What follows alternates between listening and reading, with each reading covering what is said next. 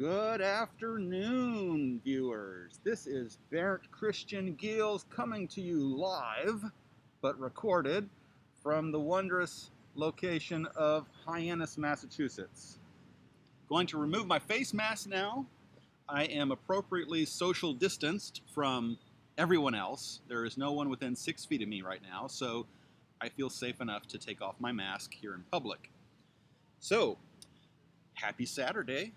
Let's start off thinking about how wondrous it is when you have an actual day off and you can actually go out and do fun things like we used to do before mid-March. So, today's episode is going to be featuring my story about being an essential worker and this whole idea of what an essential worker is. So, I don't have any prepared remarks. I'm just going to speak in very free form about my experience of being an essential worker, both in the past as well as in the present moment. So, one of my first jobs when I was a teenager was being an essential worker. Now, at the time, I didn't think about my work as being essential. I was a teenager after all, and like a lot of teenagers, you don't necessarily think a lot about how essential you are to the world around you. So I worked at grocery stores when I was still at home. One of the Christmas holidays when I was in college, I went back home and I worked at a grocery store then. Grocery stores are great places for people just starting out to get jobs. And I worked for Albertsons and I worked for Kroger. And both were pretty good jobs for who I was at the time. So, what is it like today now to be an essential worker? Well, today, it is very different to be an essential worker today. Today, it's a very different experience because we have a global pandemic going on. As many of you know, and as more people should know if they don't, we have about 125,000 Americans, as of today, who have died in just about the last 100 days.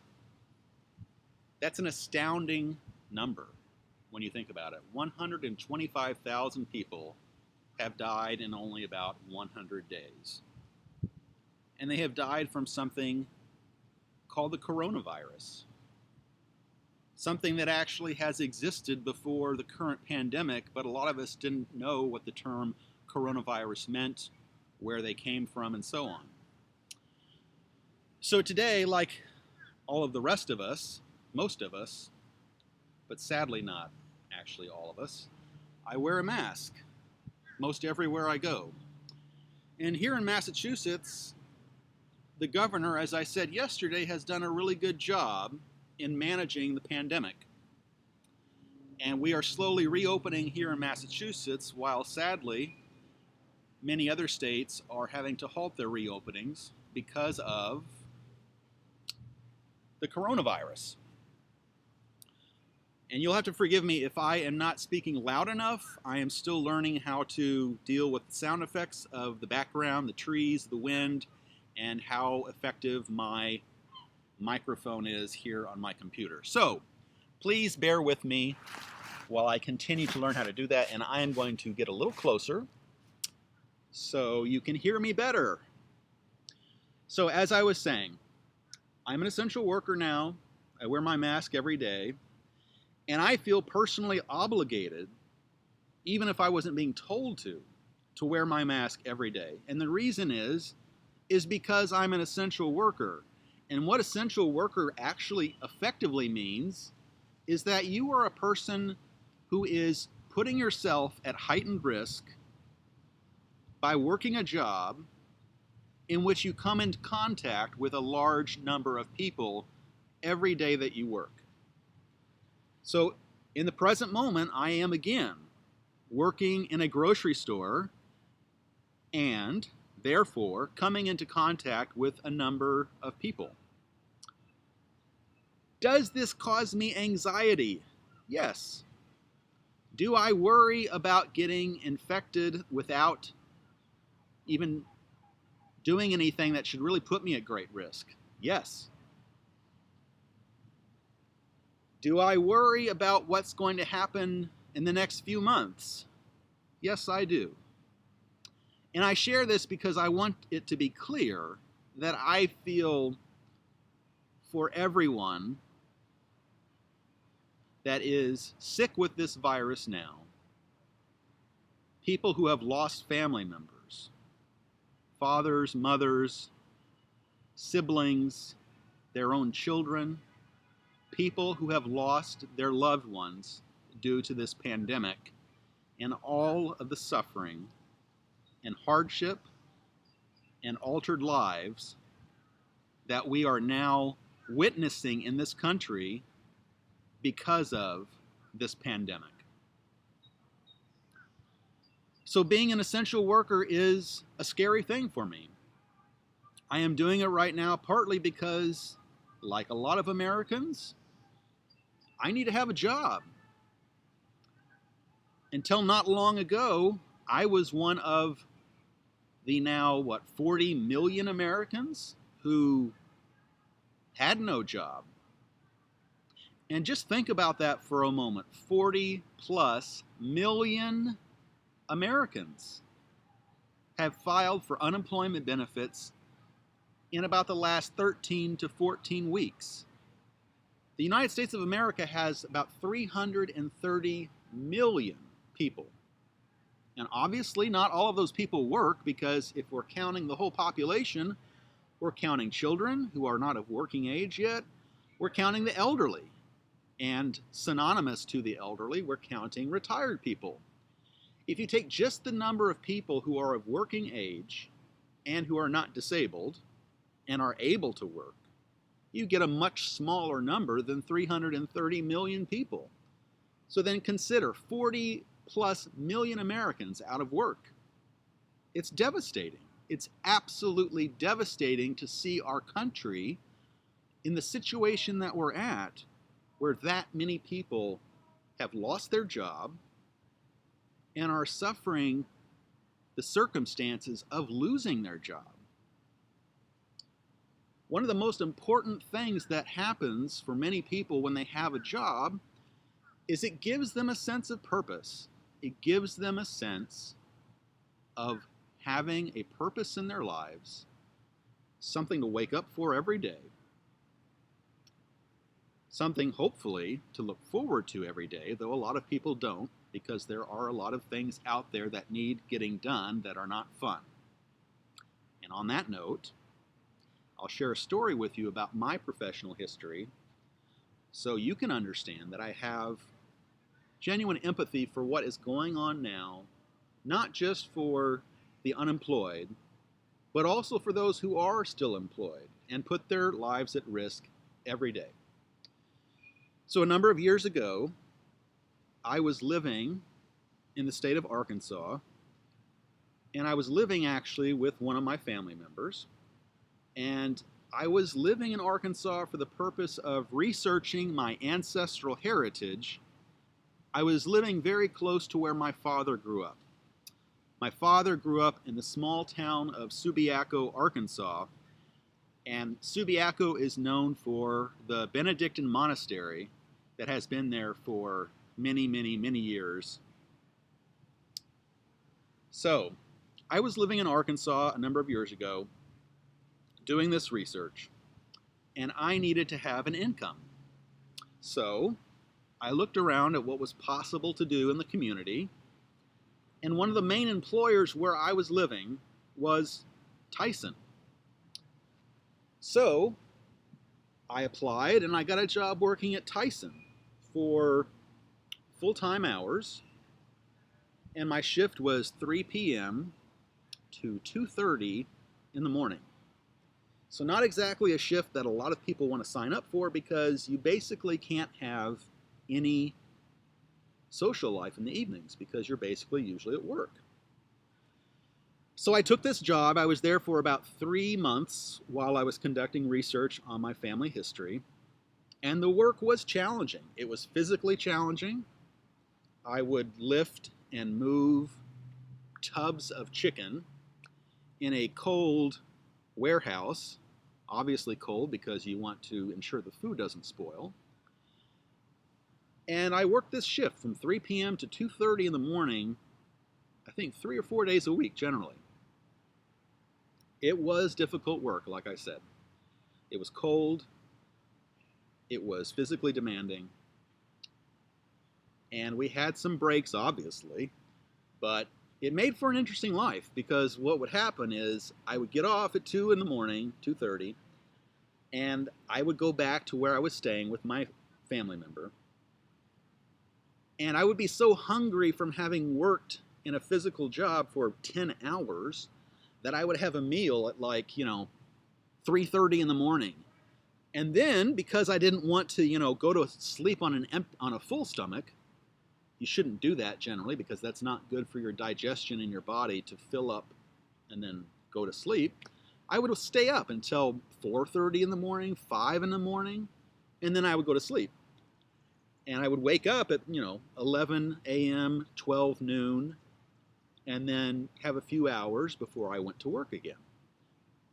And it made for an interesting life, like I said. It was challenging work. I had no real social life. The time that I did have free outside of my research work, I would go to the gym. And I managed to get a 6-pack abs during that time, which I lost somewhere around 2010, I think. I'm trying now to rediscover that part of my body. So, I was an essential worker then as well. Ensuring that Americans have a secure, stable, safe, healthy food supply is no small task. And so I wanted to say to all of my viewers today, I salute you for the efforts that you make every day as essential workers. I know what it's like. I know how physically draining it can be. And right now, I know how scary it can be to work in this industry.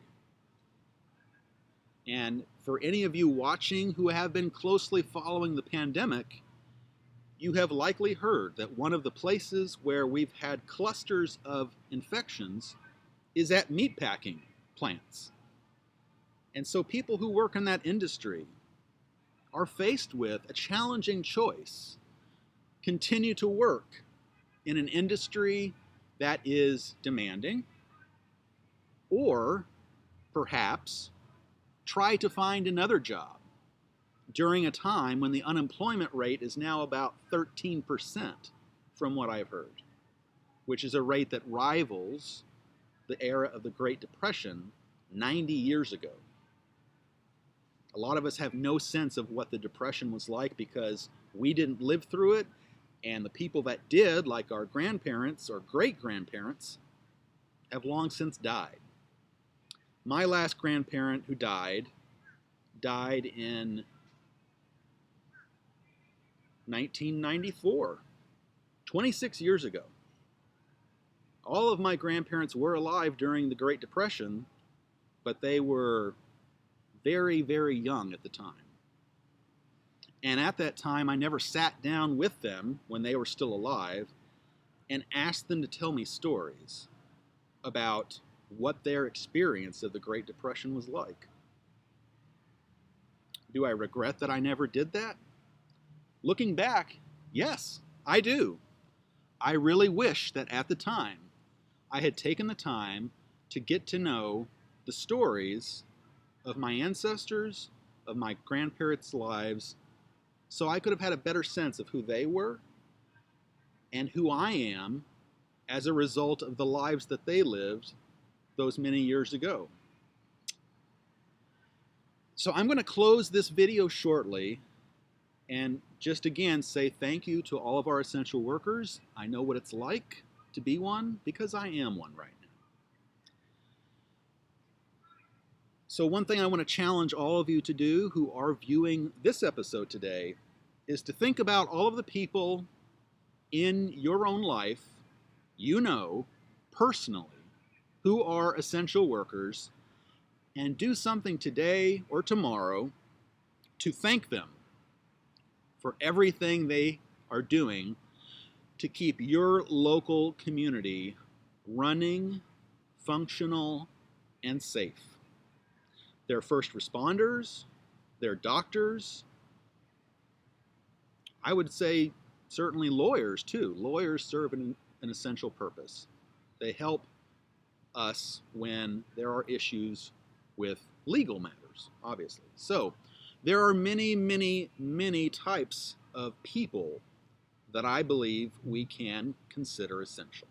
Firefighters, lawyers, doctors, teachers, kindergarten teachers, preschool teachers and administrators, all the people that have an essential purpose, namely a purpose to keep our country, our communities functional, fed, and safe.